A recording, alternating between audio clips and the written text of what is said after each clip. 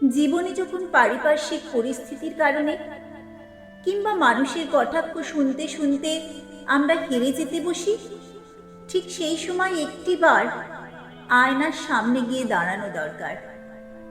বাইরে থেকে দেখে তোমাকে যে যেভাবেই প্রেডিক্ট করুক না কেন, যে যা খুশি বলুক না কেন, যে যেভাবেই জাজ করুক না কেন, একটিবার আয়নার সামনে গিয়ে দাঁড়াও, নিজেকে দেখো, একটিবার নিজেকে বলো, listen sweetheart, I am proud of you.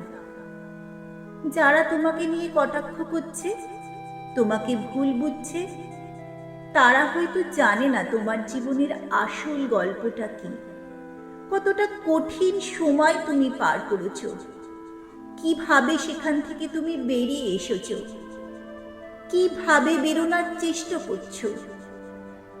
তারা যদি জানতো, তাহলে বিশ্বাস করো, তারা প্রত্যেকে একটা কথাই বলতো, এত কিছু হওয়ার পরও কিভাবে কিভাবে তুমি তোমার ঠোঁটের কোণায় এই হাসিটাকে ধরে রেখেছ।